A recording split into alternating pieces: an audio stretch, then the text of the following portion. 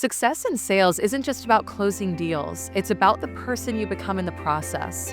So often we focus on outward techniques, scripts, strategies, and metrics without addressing the core driver, which is who we are on the inside. When we dig into the inner work of sales, we're exploring how self-awareness, identity, and personal growth form the foundation for sustainable success.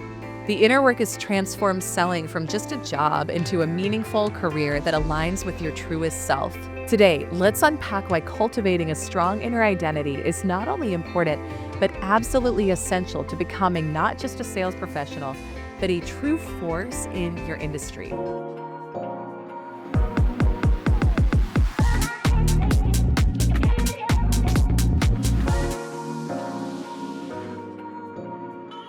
Welcome to the Superhuman Selling Podcast. I am so excited to bring you an episode today that I think speaks to the core issue that we are wanting to address with this brand and the core transformation that we want to drive for our clients, which is about creating success and abundance from the inside out. And so today we're going to be talking about techniques that you can use to realign your belief systems to attract whatever it is that you want in your career and in your life.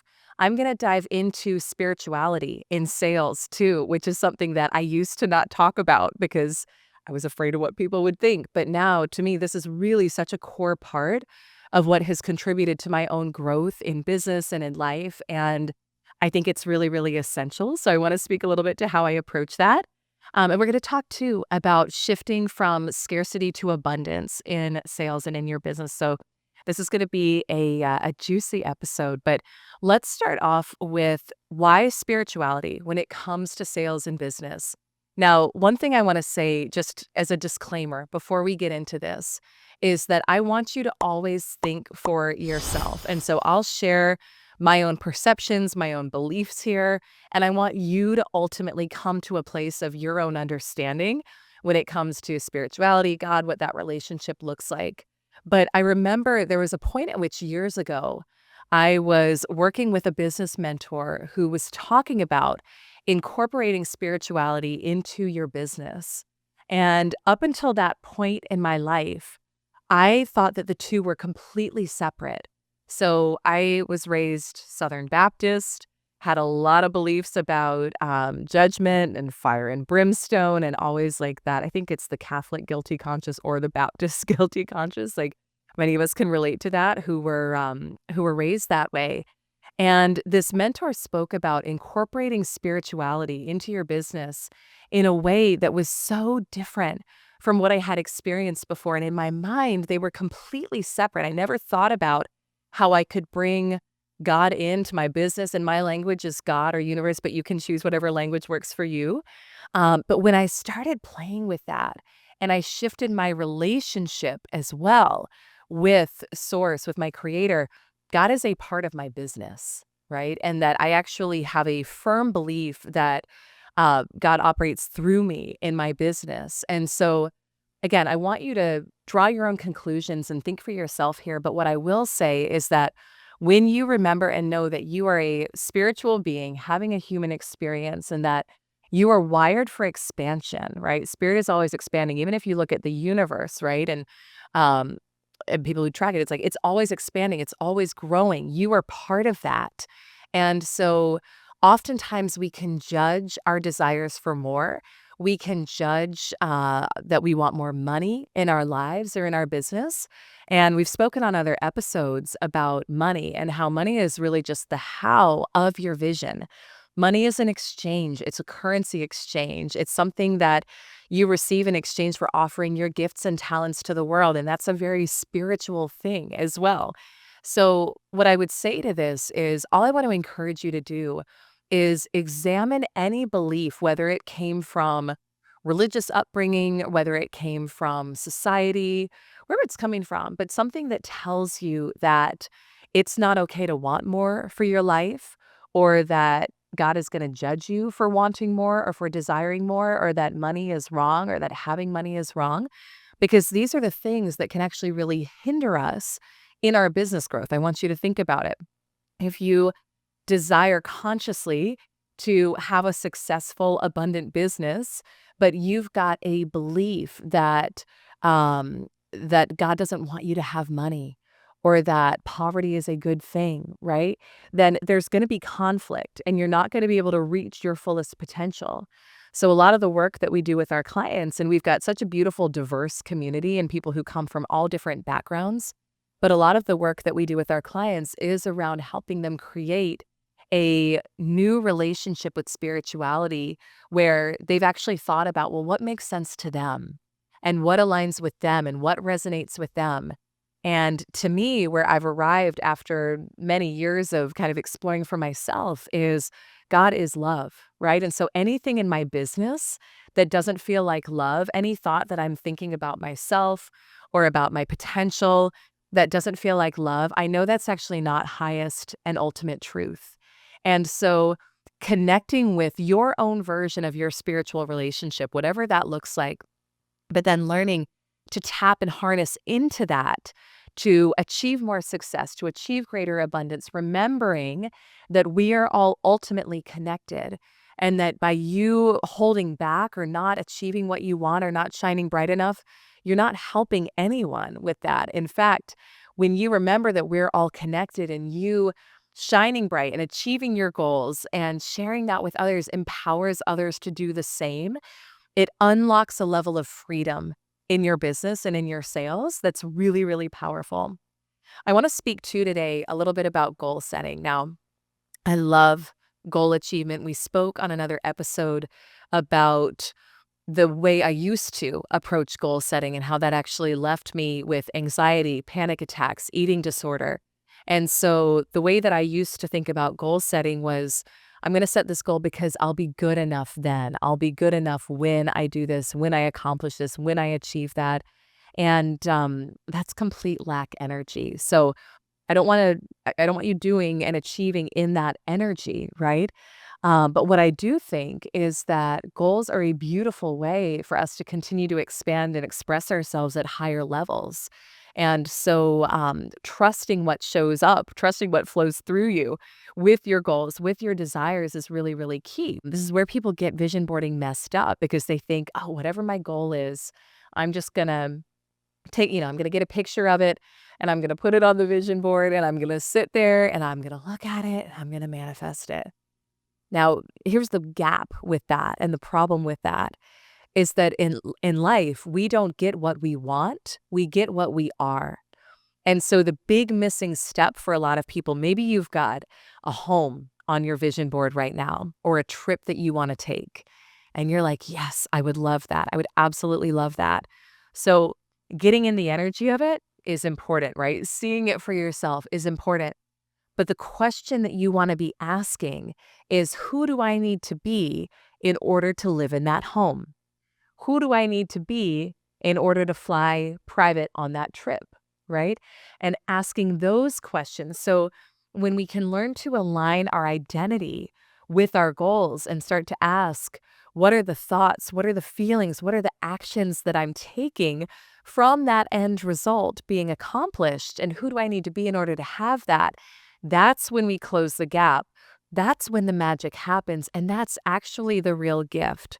And my experience with, manifestations of things that have happened in my life that maybe a version of me at one point in my life would say that's huge or that felt impossible is that when I've done the work in this way, the level of wholeness and worthiness and self-love that I've experienced on the way to achieving the goal is actually the real prize. And then from that place, because again, we get what we are, not what we want, from a place of feeling whole, abundant, worthy, successful, you'll achieve your goals far more easily, but you won't feel like you need them to be successful or to be worthy or to be good enough. But so one of the other things that I find with goal setting is that so often we set our goals based on what we think will sound good to other people. Or maybe you're in corporate and it's like you're given your goals, right? And you may feel detached from them. Or again, you're setting goals because you think this is what you should be doing, this is what sounds good to other people. What I want to encourage you to do is to get really quiet within yourself and to ask, if no one was looking, if no one was watching, what would I want for my life? What matters to me? And that's where you start to dismantle a lot of the noise, right? The stuff we bought into about to be successful, you've got to look this way, you've got to have this type of house, you've got to have this type of car.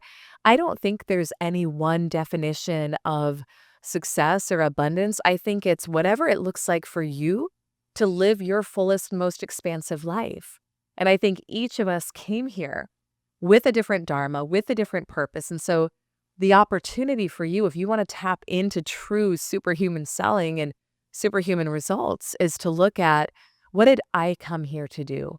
What is aligned for me? We've got, this is just fun because it's lined up this way for whatever reason, but we've got so many members of our community right now who want to have a farm, and that's their vision and that's their goal. So we've got this whole kind of pod of women in the community who are desiring to start a farm, and they're all connecting around that. And that for them is the most aligned, the most exciting, the most expansive. It's not the goal for every client, but it's something that is a desire for a lot of them. So maybe that's it for you, or maybe it's something else. But the key is we want to align our identity with our goals. And we spoke in an earlier episode on the neuroscience of sales success about building out your new personality versus old personality. So you can go back and check that one out. That's one of my favorite tools that we use with our clients. And when I'm working with a private client, we really go deep and analyze, what are the thoughts that you're thinking from the end? What are the feelings you're feeling from the end? And what are the actions you're taking? And then focus on aligning with that. Now, to align with your goals and to do this inner work, there's so many modalities out there. I don't think there's just one way to do it. There's a lot of different tools to rewire your mind. I'll share just a couple of my favorites, and I really want you to pay attention to what gets you in the feeling state of your goals being done. What works for you? Because it's going to be different for every single person. For me, I am very big on journaling, so I love it. And I find that there's so much wisdom and knowledge that comes from that. And I remember several years ago, I had just, invested more than I'd ever invested in myself in coaching. And I was freaking out. I was thinking, oh my gosh, what did I do? Have I made a huge mistake? Have I just, spent all my money and it's not going to come back? And I was reading a book at the time by a well-known author. It's a New York Times best-selling book, but it was on budgeting and paying yourself as an entrepreneur.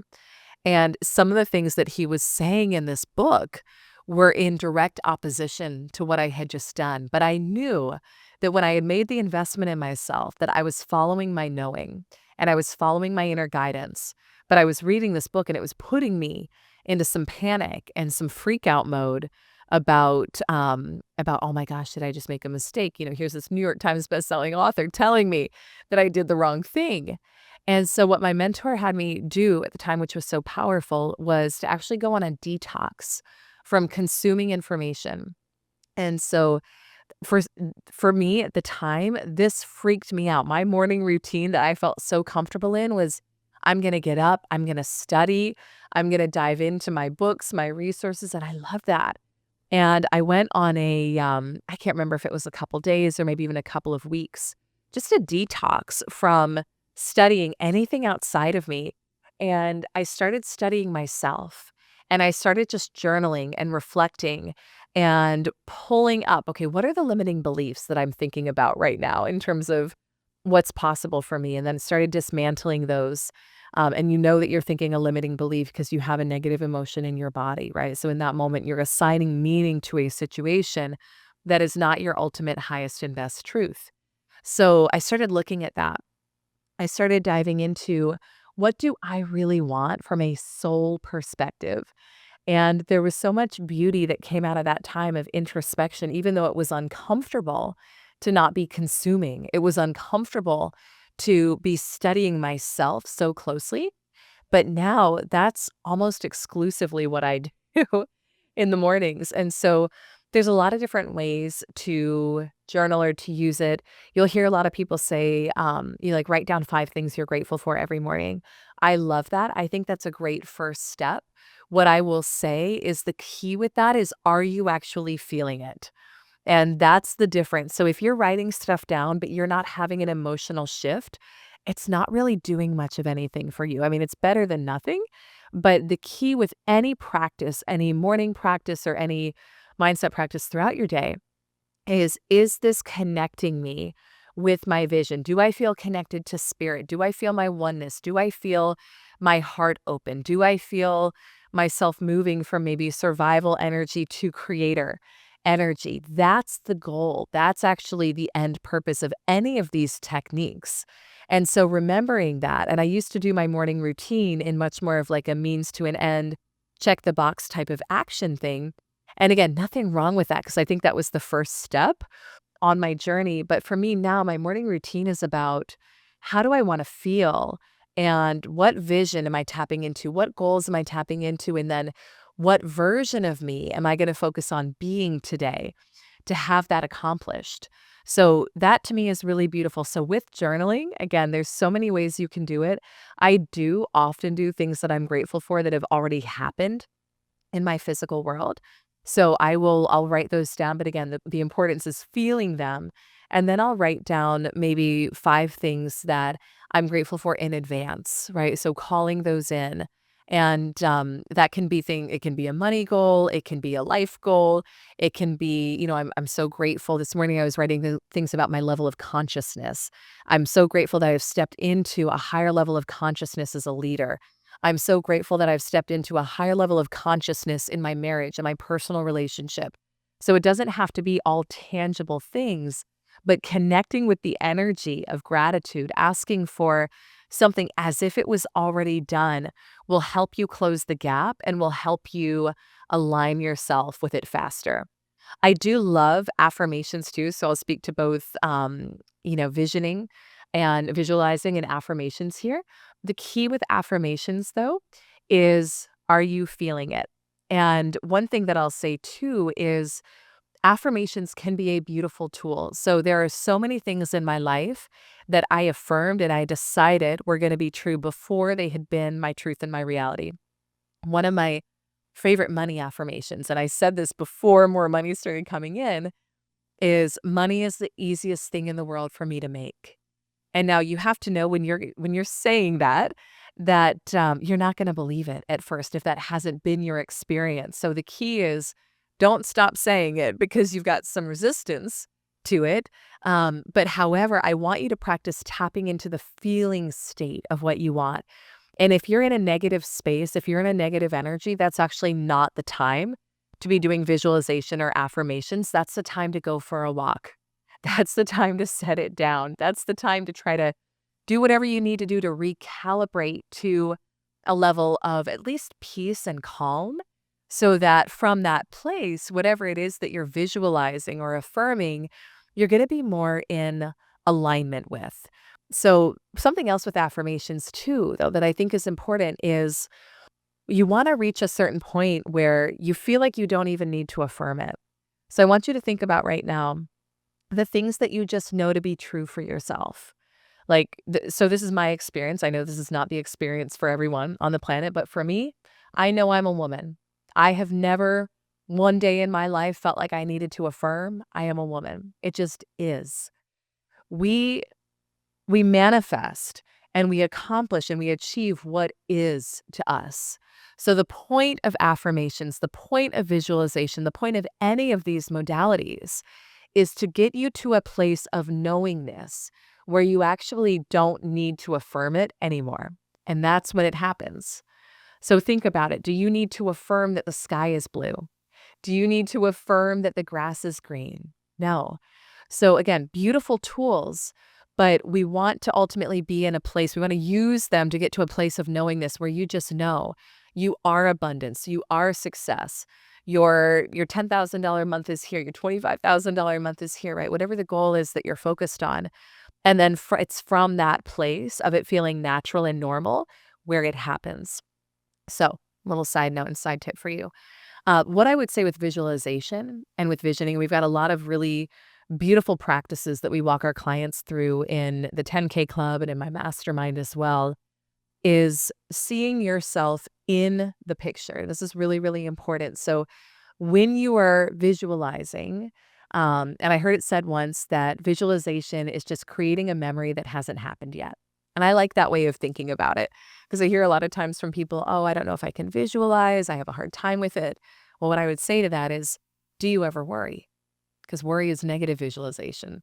You know how to worry, right? So now we're just turning it to something that you want. And so it's a really powerful switch that you can make.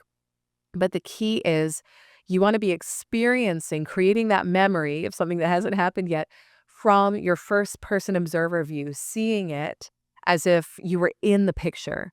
So, for example, let's say that I wanted to have an in person podcast recording studio and I didn't have it yet. And I was visualizing that. I was like, I'm going to have that. I'm going to create that. I wouldn't want to look at the scene that I'm in right now and see myself sitting on the couch. I would want to, in my mind's eye, think about, okay, what would it be like to be sitting on the couch and what would I see in front of me? And what would it feel like in that moment? And who would be in front of me? And how would the cameras be set up? And what would that look like? And getting yourself in the energy of the picture is really, really important and powerful. You can do this too if you're thinking about, let's say you're thinking about getting a new car, right? Rather than just seeing the car outside of you, see yourself in the car. Feel what it feels like to have your hands on the steering wheel, hear the engine, turn the music on in your mind, listen to it, feel what it feels like to have the windows down while you drive. So all of these tools, again, are really, really powerful, and there's nuances that we can use and tap into for each of them to help you create greater success. And then the final piece that I'll add with, sales being an inside job and with business success being an inside job is aligning with abundance as your natural state. And this one was a really big change for me. So I struggled with scarcity energy for so long in my life, even growing up upper middle class and having a lot of privileges that other people didn't have. There was still this undercurrent of it could all go away. What if I make a mistake? Fear around money, doubt around money. And scarcity isn't just with money either. So if you're in time scarcity, you're in money scarcity. We often don't realize this, but time scarcity is there's not enough hours in the day. There's not enough time. I'm in overwhelm, right? That's a common dynamic for a lot of people. And so, because how we do one thing is how we do everything, if you're in time scarcity, you're actually blocking the flow of money in your life as well. So, we want to learn to tap into an energy of abundance in our lives. And part of how I do that is I just look at in the universe, things are naturally in abundance. Abundance is the natural state of everything on the planet. Try to count the drops in the ocean. Try to count raindrops as they fall down. Try to count the blades of grass outside in your yard. Try to count the cells in your body, right? You can't. There's too many of them. And so we live in a world, in a universe where abundance is your natural state. Now, you can be in scarcity energy, and if you're in that energy, you will receive an abundance of scarcity, all right? But it's a choice to shift. It's a choice to start to see the abundance that exists all around you. And from that place, you'll bring a different energy to your business and to your sales, and you'll start to have different results. So if you feel some resistance around abundance when it comes to money right now, for example, tap into other parts of your life where you are currently operating in abundance. Maybe you have an abundance of friendships. Maybe you have an abundance of love. Maybe you have an abundance of health. Maybe you have an abundance of bills on your countertop. That one was a joke. You don't really want to focus on that one too much. But there is abundance in some part of your life that you can tap into. And so the key is playing with that and noticing ways in which you are already abundant. And from there, we can start to shift the energy. We can start to tap into that energy more. But remembering that abundance is your natural state. And for me, again, abundance is spiritual. That is part of being in the energy of plenty, the energy of more than enough at all times. And it's from that place that we can actually manifest our greatest desires and create our greatest impact. If you're in scarcity energy, which I was for so long in my life, you're not focused on how you can give. You're not focused on how you can serve. You're not focused on how you can show up for your clients or for your team or for your family better, right? All of your energy is consumed thinking about yourself. It's consumed thinking about, how am I going to pay these bills, right? How am I going to pay people back? And that's constrictive energy that keeps you playing small.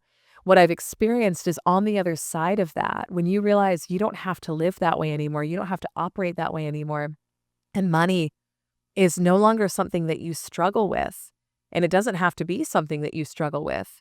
There's a huge level of freedom to live your true purpose, to live your authentic life, to sell more freely, more abundantly, to grow your business more freely and more abundantly.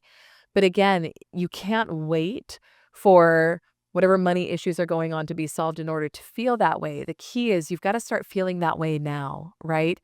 If money were breath, if I was just breathing in and I could breathe in whatever I needed in the moment and then exhale and release and not even need to think about it, worry about it, what would my energy be with money? What would I be thinking about? If I weren't thinking about money all the time, what would I be thinking about? And you'll find that you start to tap into the truth of who you really are.